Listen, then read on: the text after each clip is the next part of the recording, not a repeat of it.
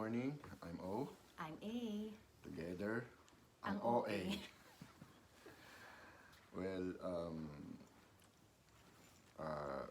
yung ginagawa nga namin to, basically, for our kids, it's recording something that they'll eventually watch.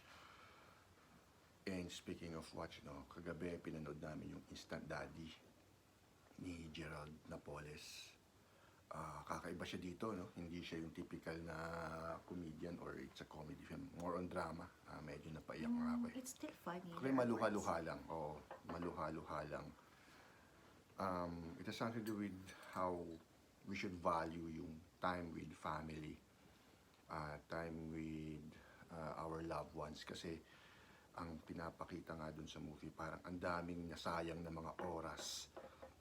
Yan yung mga oras na dapat na-value mo na together with your loved ones, biglang naglaho, nawala.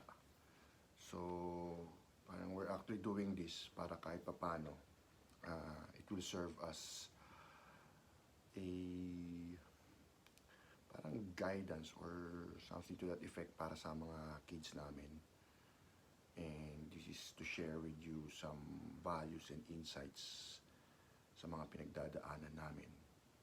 I mean, wala lang, as natural as possible, yung ka-OA-yan lang namin. By the way, O stands for Omeng. And A stands for Ang. So, OA as in opposite sa track. Kasi magkaiba kami eh. Minsan, ayaw naming lumalabas yung point na pagdating sa kids, iba yung nakikita nila. Iba yung, alam mo yun, iba yung punto ko, iba yung punto nila. So, we want them to understand na may magkaiba, pero pwede namang maging okay. Basically, actually, parang hindi okay minsan. I mean, madalas nga sa amin, hindi okay. Pero as far as yung need for it, mukhang it's a matter of acceptance, accepting each other's faults, flaws, weaknesses, whatsoever.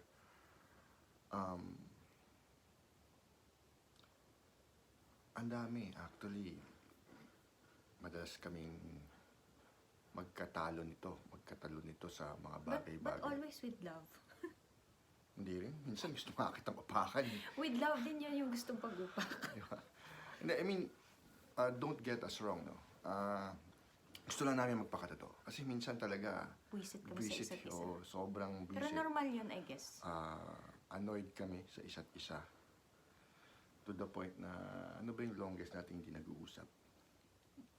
But we don't usually do that very often. Nagkataon lang during that time, we're much older. So, Yeah, pero 3 minsan... days. 3 days. Minsan gusto ko nga... That's the only time. Ito sa mga mag-asawa.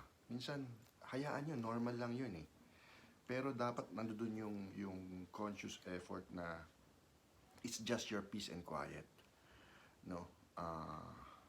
Kaya minsan pag halimbawa hindi ko pa feel na mag-usap kami, tapos biglang kinausap niya na ako or vice versa. Nakakabisit na, ba't ako kinakausap ito? Gusto ko pang humaba. Gusto ko pang, alam mo yun, kulang tong bakasyon ko. Pero ikaw una nakipag-usap. Ano Diba? pinagsasabi with Oo, consent? excuse me. You're like, Tignan mo. tignan mo tong, nakita mo na ba tong ganito? And I'm like, ano Well, ba yun? I Diba? rest my case, di ba? Yun yung Huwag ka point magpakaano, sabi mo magpapakatotoo. So, aminin mo, ikaw yung una nag-reach out. 'Di ba? Pinakitaan mo ko ng something na nakita mo on the internet and I was like uninterested. Pero like since you reached out, okay, fine. Don't lie. Don't lie to people. Oo, pero, well, okay. Huwag ka mag-lie. Depende yun. Actually, In the first place, do you remember why we stopped speaking? minsan sinasadya mo eh. Minsan sinasadya mo mag-away tayo eh. Para lang umabot sa punto na, para kunwari hindi kami mag-usap.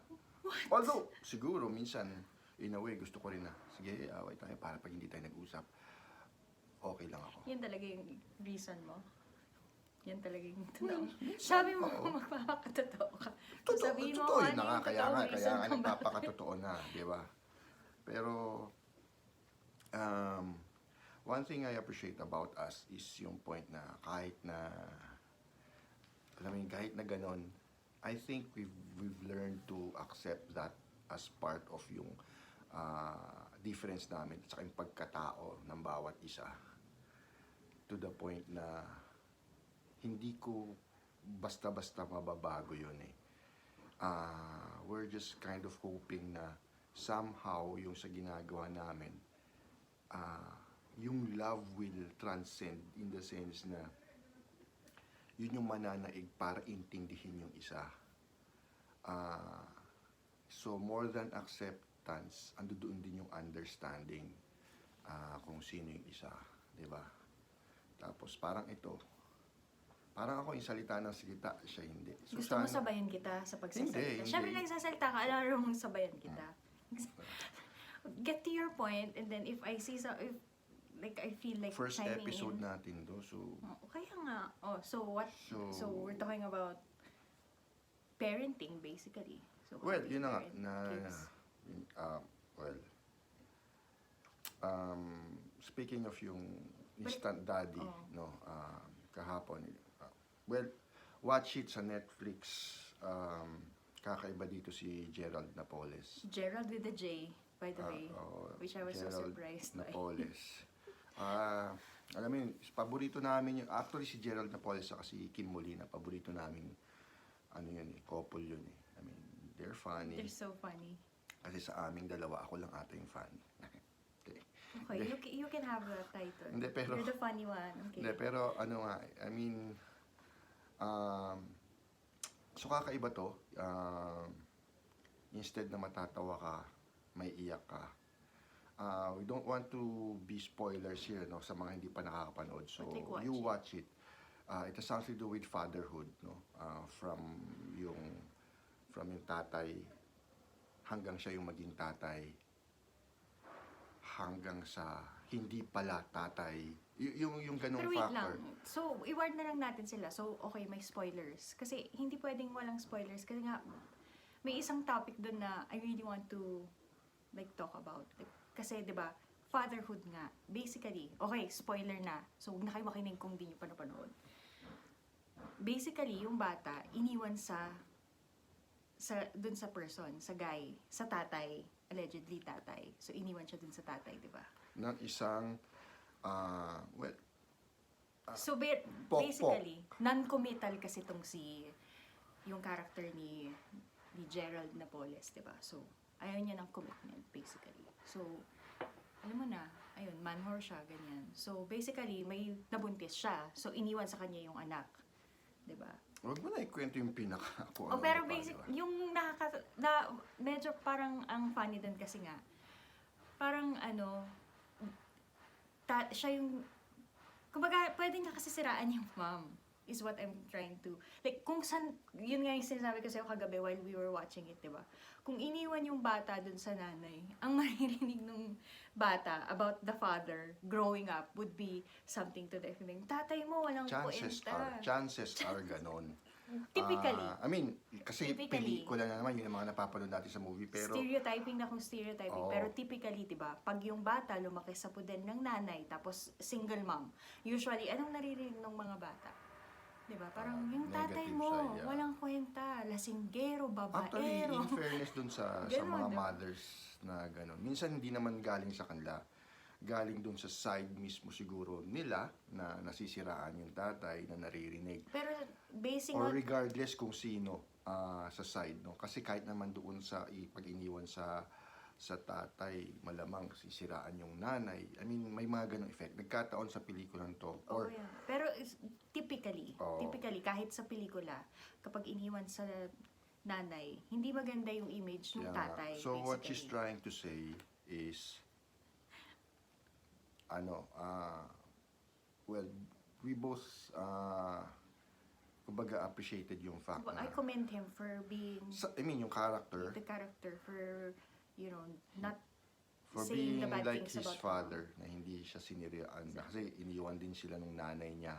connecting nung it maliit to my life when I was growing up. I didn't hear anything negative about my mom from my dad. Diba? I would ask my dad and he would be like, oh, like, So, like, hugot ba yun sa'yo because you heard a basically, lot of oo. negative things But- about your dad from your mom? yeah. Like, my mom would say, like, Okay. he's Your an mom's watching. alcoholic. Mom, you know the truth. You did say my dad was like, he was abusive, he was alcoholic, he was Okay. doing drugs and shit like that. When I asked my dad about my mom, he wouldn't say those things. Like, he would be like, Eh, she's your mom. He wouldn't Well. say anything. Well, I mean, I prefer that, diba? Like, wala naman siya sinabing negative. okay, Pero, diba? so going back, Yun lang. Yun lang. Doon ako na-affect kasi nga naiwan doon sa tatay yung bata. So, yung bata lumaki siya na parang idol niya yung nanay niya. Kasi like, oh, my mom is so awesome. She's a superhero. Like obviously, lies. Pero, di ba?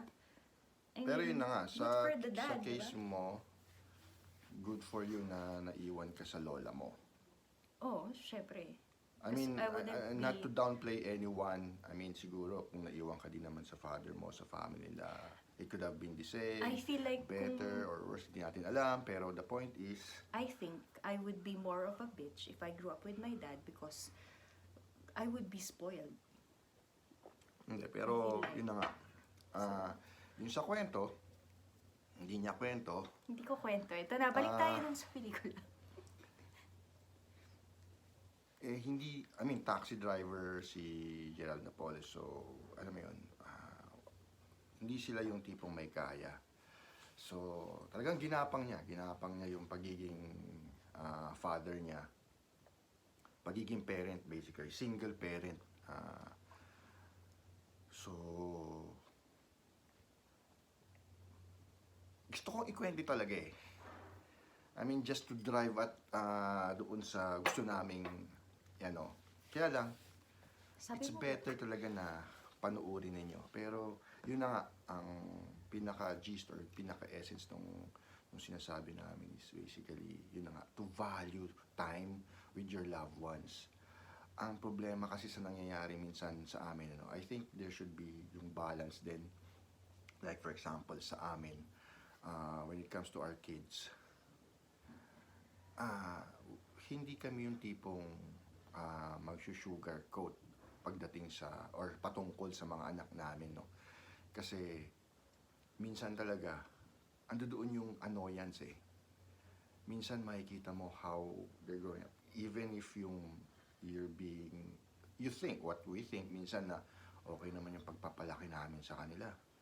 Pero minsan, siguro nga dahil sa ibang tao sila, may mga ugali sila na nakakairita. nakakairita, nakakabwisit. I guess It's normal. annoying. Hindi ko magawang magalit ng gusto. Ngayon lalo na ngayon na malalaki na sila.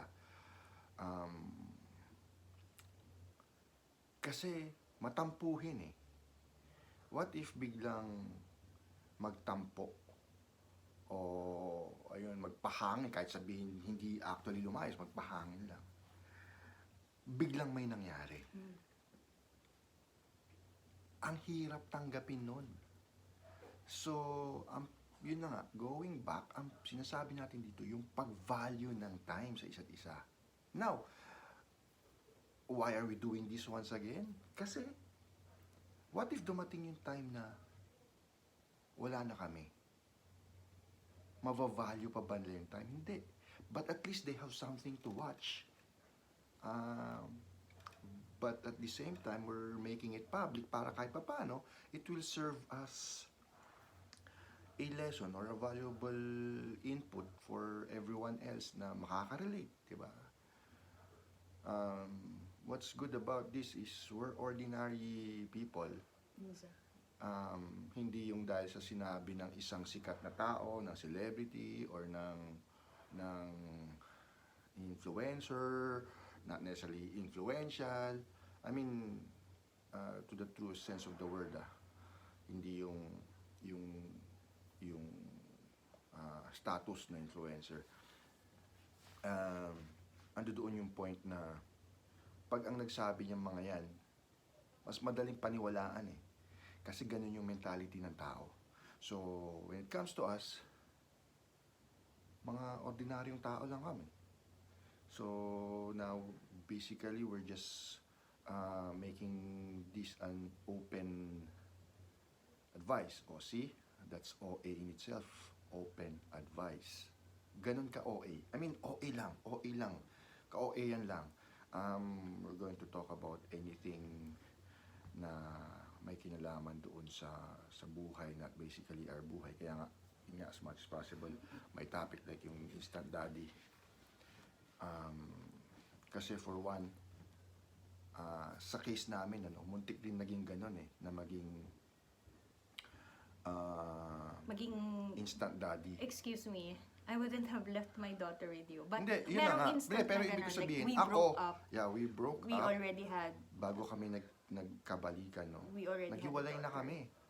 May naging anak na kami. Pero, Hindi, we broke up and then I found out I was pregnant. So, ganun. Oh, So, tas nag-break na yung, kami. Eh, syempre, we hindi ko decided siya obliged na, excuse me. na huwag magbalikan just because she was pregnant. So, Exactly. doon yung mga point na yun na I'm just glad na eto kami ngayon na we were able 23 to... years later. And here we are. Yeah, yung anak namin is actually 22 na. Yung panganay is 22 na. So, And then Ang we have dami, a ang dami 16-year-old and then we have a 5-year-old. Oo, So, may humabol kumbaga, pa. if parenting lang, hindi lang kami pasok dun sa may mga young adults na may teenager din kami. Tapos meron pa kaming toddler. So, di ba? Wow. so hindi namin sinasabi na we're credible people pagdating sa ganun. No? We're just sharing actually kasi baka makapunutan ng aral. We're just saying we can relate to whatever Oo. you're going through. So, but hindi lang ito about parenting. So, also about relationships. Relationships kasi yung We've sa been amin, together for like 23 years na nga. We've been married for... I don't even know how long we've been married for. But it's been a long time. 20, hindi, yun 23. No, No, we've been together 23 years kinasal collectively. kami 2006. So, And, ayun, actually, ikakasal ulit kami, pero sa simbahan. pero hindi mo tinatanong.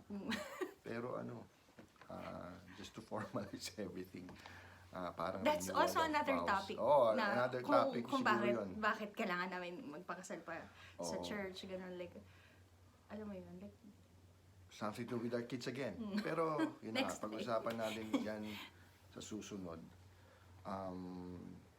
Point here is, sana subaybayan nyo yung mga gagawin namin. It's a podcast, ang OA. Kasi nga ang OA ng trip namin. super and- magkaiba pa kami. Hindi kami Oo. laging Kaya nga, magkasundo. OA, opposite sa track, no? I mean, magkasundo OA in the and sense. opposite attract, OA as in OA. Well, come to think of it, yung OA na term is ginagamit yan Yung sa, parang pag-exage, gano'n. oo, Parang- which is wrong. Kasi Diba yan? OA is overacting. So, Pero come to think gawin of it, nating positive. overreacting lang. Pero minsan talaga, ang OA OA kasi lang din minsan namin how we deal with things. Lalo na pagdating dun sa relationship namin. I guess we're living up to that pagiging OA, omeng, and opposite sa track. Talagang as in OA. And yun na nga, we had a vlog before, almost 20 years na rin kaming nag-vlog. Pumatok kami sa mga foreigners. Kaya Oo, initially, as far as being opposites kasi gusto ko we have this English we had sana, this diba, yung actually podcast. he said she said kind of vlog. Pero ngayon pagdating sa vlog we can't keep up kasi halos lahat vlog na. Halos lahat vloggers na. So But I don't vlog. I still write. Ako ang nagmamanage ng mga written content namin. So, yeah, we talk about food, we talk about basically anything under the sun sa kanya-kanya mga platform namin, kanya-kanya social media pages namin. Pero yun na nga, ganun. So we really hope na makakapag bigay kami. Or pagpasensyahan nyo na basically ito dahil it's as raw as it is. Pero hopefully sa mga susunod na mga podcast episodes, Mas maayos na. magiging maayos na. May intro na kami. May logo, perhaps. Kung hindi tama rin yung artist namin. Ako kasi yung tech, guys. If you can't Actually, yung tell, ako yung tech. OA logo namin, it's OA. I feel like doon ko na rin naman ilalagay. So, na page namin. Pero this time, walang Since- sugar coating. Walang ang filter, guys, as you Yeah. can tell. Bagong gising, nakapangbahay. Gusto nyo makita yung shirt ko? Naka-sugar. Smart, pay it forward. Di ba? Oh, sponsor! Hindi sponsored. Pero dati, mga 2013, meron kaming event. Yun na nga, yung sa Smart, pay it forward. Sobrang tagal na. Ganun na kami katagal nagbablog. Tama lang, we're Yeah, paying yeah. it forward. Basically, this is our way of paying it forward na Through din. today's generation kind of making things known. Through reels, videos, ang dami, social media. Pero basically, mas effective ngayon yung Pag may pa-video. there's a face behind the words. Which ayoko nga una gawin kasi hindi naman sa pero hindi naman sa insecure ako or whatever. My friends know I'm not insecure. I'm like the least insecure person. Vain nga ako kung tutusin. Pero ayoko lang kasi na ayoko lang, initially ayoko we can save that for mag-video. another day na topic kasi malaking bagay yan, yung about insecurity, about jealousy, mga yan, pag-usapan natin. Okay. Pero And yun kung na may nga. nanonood man ngayon, you can actually comment kung ano man yung mga gusto nyong pag-usapan.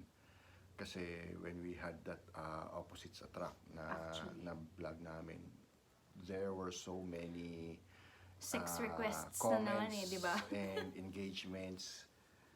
Pero that was way before, nung nagsisimula pa lang ang vlogging. No? Medyo naglaylo na nga kami pagdating sa ganun kasi well, other than the fact na parang feeling namin na napag-iwanan na kami ng panahon kasi ibang-iba na rin yung ngayon. And we're just trying to keep up. More so, ito yung generation ng mga kids namin.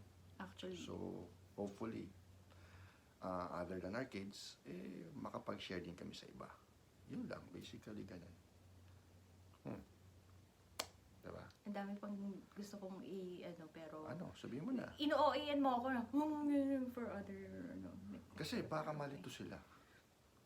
Or, this is exactly why I said let's have like a list of topics that you and then you were like hindi, parang natural lang ganyan.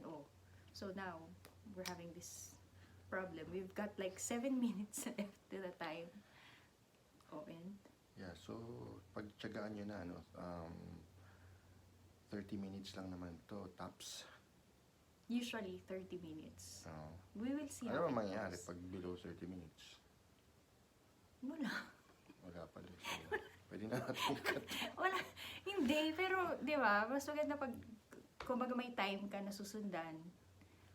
Guys, kasi, podcast and, vlog, VA ako. So, yung trabaho ko, nagmamanage ako ng mga podcast. So, kaya alam ko. Kaya din niya inaisip, mag-podcast tayo. Kasi nga, ginagawa ko yun for other people. And our child is wailing for me. So, Gumising na. The like, toddler. we have is 4 awake. minutes. So, yun na lang muna for now. Mami, There you go. So, I'm that's just going our to cue. go and Yeah. tend to my child while he ends the video. Bye, guys. Okay. So, she's A. I'm O. OA lang. Ang OA lang.